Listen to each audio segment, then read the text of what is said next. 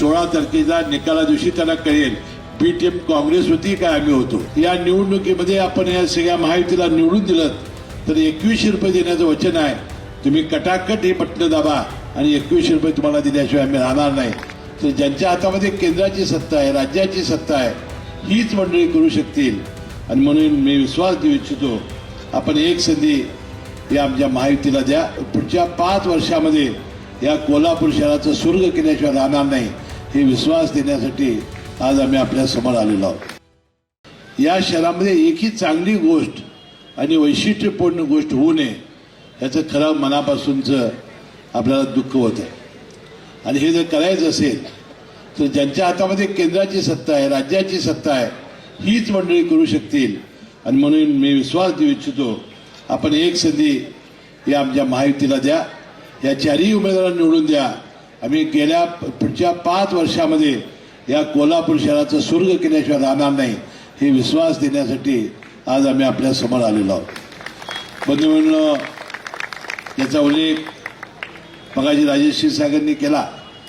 एका बाजूला विकासाची कामं करणं, शहराचा चेहरा आणि मोहरा बदलणं, अंबाबाईच्या दर्शनासाठी येणाऱ्या लाखो पर्यटकाचा प्रश्न मिटवणं आणि या कोल्हापूर शहरामध्ये आपण या सगळ्या सुविधा करण्यामध्ये आपल्याला निश्चितपणे यश मिळेल. आता अंबाबाईच्या तीर्थक्षेत्राचा आराखडा आपण तयार केलेला आहे. त्याला कोट्यावधी रुपयेचा निधी मंजूर झालेला आहे. ज्योतिबाचं तीर्थक्षेत्र आपण नव्यानं आता आपण करतोय. या सगळ्यासाठी जी निधीची आवश्यकता आहे, ही निधीची आवश्यकता फक्त आम्हीच पूर्ण करू शकतो असा आमचा दावा आहे. आणि या निमित्ताने देशाच्या नकाशावर हे कोल्हापूर शहर अग्रक्रमानं आणण्याची जबाबदारी आम्हा सर्व लोकप्रतिनिधीची आहे. आणि आज तुम्हाला वचन आम्ही देतो की निश्चितपणानं देशाच्या नकाशावर हे शहर आम्ही आणल्याशिवाय राहणार नाही. आणि म्हणून येणाऱ्या 15 तारखेला 4ही आपल्या नगरसेवकांना त्यांचे जे चिन्ह आहेत, कमळ, घड्याळ आणि धनुष्यवाण या चिन्हासमोरचं बटन दाबून त्यांना प्रचंड मताने विजयी करावं अशी विनंती या निमित्ताने मी करतो. म्हणून हे झालं विकासाचं काम.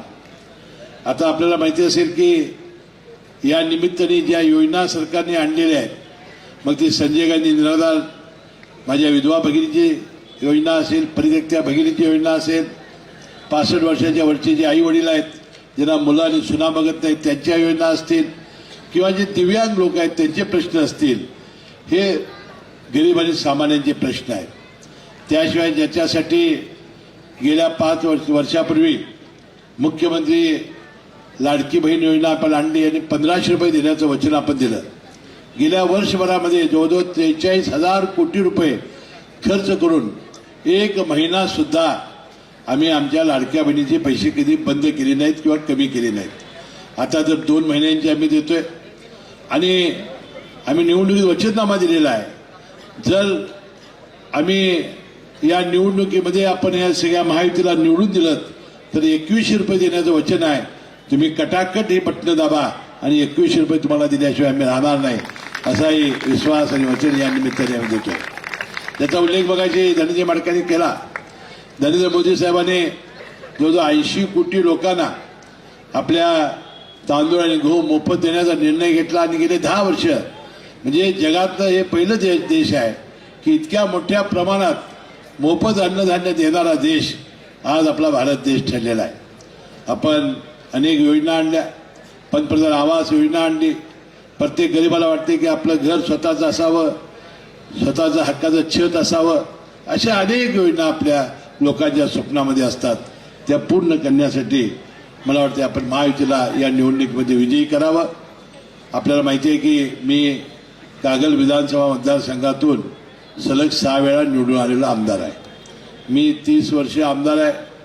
जवळजवळ 21-22 वर्ष तुमच्या सर्वांच्या आशीर्वादानं, अंबाबाईच्या कृपेनं मला मंत्रिपदाची संधी मिळालेली आहे. या सर्व कार्यकाळामध्ये एका बाजूला मतदारसंघाचा विकास आपण करत गेलो आणि गोरगरीब सामान्य लोकांच्या जीवनामध्ये आम्ही चांगले दिवस आणण्याचा प्रयत्न केला. आणि यामुळेच आपल्याला ही संधी प्राप्त झालेली आहे. मला निश्चित खात्री आहे की येणाऱ्या या 5 वर्षामध्ये अशाच प्रकारचं काम आम्ही कोल्हापूर शहरामध्ये करू आणि कोल्हापूर शहर हे या देशाच्या नकाशावर आम्ही आणल्याशिवाय राहणार नाही याचा पुनरुच्चार मी या निमित्ताने करतो. बंधूंनो, ज्याचा उल्लेख मगाशी राजर्षी साहेबांनी केला, मी वैद्यकीय शिक्षण खात्याचा कार्यभार घेऊन 2-2.5 वर्ष झाली. बंधूंनो, एखादा मंत्री प्रामाणिकपणानं तळमळीनं काम करायला तर किती काम करू शकतो हे CPRच्या हॉस्पिटलवरून दिसून येईल. आपला सगळ्यात मोठा दवाखाना म्हणून CPRची प्रसिद्धी आहे. आपण आता काही जाऊन बघितलात तर तुमच्या लक्षात येईल की हाच CPR हॉस्पिटल आहे की बॉम्बेचं जसलोक, सैपी किंवा आपला बॉम्बे हॉस्पिटल आहे अशी आपल्याला शंका यावी अशा प्रकारचं काम आपण CPRमध्ये केलेलं आहे. सगळ्या सुविधा आपण तिथं आता केलेल्या आहेत. MRI आणलेला आहे, CT स्कॅन आणलेला आहे, सोनोग्राफी, मेमोग्राफी, ICU, लहान मुलांचं पेट्यात ठेवण्याची सगळी व्यवस्था अतिशय चांगल्या पद्धतीने CPRमध्ये केलेली आहे. आणि आपल्याजवळ असलेल्या या शेडा पार्कमध्ये 1100 बेडचं देशातलं फास्टेस्ट बांधकाम आपण हॉस्पिटल सुरू केलेलं आहे. आपण तिथं जाऊन बघितलं तर जवळजवळ शाहू महाराज शासकीय महाविद्यालयाचा चेहरा मला बदलण्याचं काम या ठिकाणी केलेलं आहे. आणि माझा विश्वास आहे की येणाऱ्या 2 वर्षात सगळी आमची कामं पूर्ण झाली की या कोल्हापूर शहरातल्या एकाही गरीब माणसाला मुंबईला किंवा पुण्याला आपल्या औषधासाठी जायला लागणार नाही अशी एक बळकट व्यवस्था आम्ही इथे या ठिकाणी करणार आहोत. त्याशिवाय महात्मा फुले जीवनदायी योजना ही पूर्वी 1.5 लाखाची होती, आता 5 लाख रुपयाची केलेली आहे. नरेंद्र मोदी साहेबांची आयुष्यमान भारत योजना ही सुद्धा 5 लाखाची आपण केलेली आहे. आता कोणत्याही गरीब माणसाला पांढऱ्या रेशन कार्डासकट आपण या सगळ्या हॉस्पिटलमध्ये ही व्यवस्था केलेली आहे. एखाद्या गरीबाच्या घरात हृदयविकार आला आणि त्याला ऑपरेशन करायची पायी आली, मेंदू, मणका, कॅन्सर, किडनी, लिव्हर, ब्रेन लाखो रुपये लागतात. एवढे पैसे गरीबाचे एका वेळा आणणार कुठनं? घरं दारं सोनं नाणं हे सगळं विकून सुद्धा एवढ्या पैसे जुने होत नव्हते. आम्ही अनेक उदाहरणं बघितली की माणूस मेला तर डॉक्टर बिल भेटल्याशिवाय प्रेत सोडत नाही. म्हणून यावर आपण मात केली. आपण धर्मादाय कायदा बदलला. मोठ्या मोठ्या दवाखान्यांना 30-40 लाखाची ऑपरेशन मोफत करण्यासाठी आपण कायदा आणला. महात्मा फुले जीवनदायीच्या माध्यमातून छोटे बारीक मोठे ऑपरेशन करण्याची सोय आपण या गरिबांची केली. आणि असं चांगलं काम या महायुती सरकारनं गेल्या 3-4 वर्षामध्ये केलेलं आहे. मी आपल्याला विश्वास देऊ इच्छितो की येणाऱ्या या काळामध्ये सुद्धा याहीपेक्षा चांगलं काम करण्याची संधी आपण द्यावी आणि या 4ही उमेदवारांना प्रचंड मताने निवडून देऊन आम्हाला सेवा करण्याची संधी द्यावी अशी विनंती मी या निमित्ताने करतो. आमचे मित्र बंटी पाटील हे सातत्याने म्हणत असतात की जनसुराज्य पक्ष आणि राष्ट्रवादी काँग्रेस पक्ष हा भारतीय जनता पक्षाची बी टीम आहे. मी बंटी पाटलाला सांगू इच्छितो 16 तारखेच्या निकाला दिवशी त्यांना कळेल बी टीम काँग्रेस होती काय आम्ही होतो.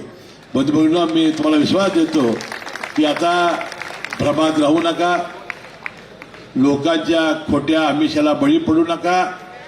कोणत्याही परिस्थितीत यांच्या हातून कसलाही विकास होणार नाही, त्यांना 1 पैशाचा निधी मिळणार नाही. कोल्हापूर शहराची एखादी गटर सुद्धा ती बांधू शकणार नाहीत. कोल्हापूर शहराचा काय विकास करणार? आणि जे प्रश्न क्षीरसागर साहेबांनी मांडलेले आहेत ते या शहरातले सगळे सोडवण्यासाठी त्यांनी रंकाळ्याचा प्रश्न आपण मांडला.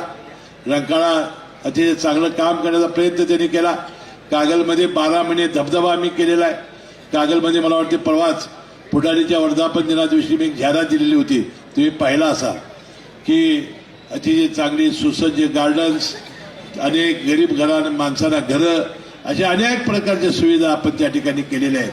मला वाटते मी राजेश क्षीरसागर साहेब आणि धनंजय महाडिक आणि आम्ही 3ही पक्ष मिळून असाच प्रकारचा विकास या कोल्हापूर शहराचा करू असा पुन्हा एकदा विश्वास देतो.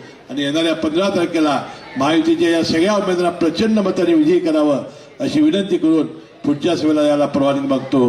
जय हिंद, जय महाराष्ट्र.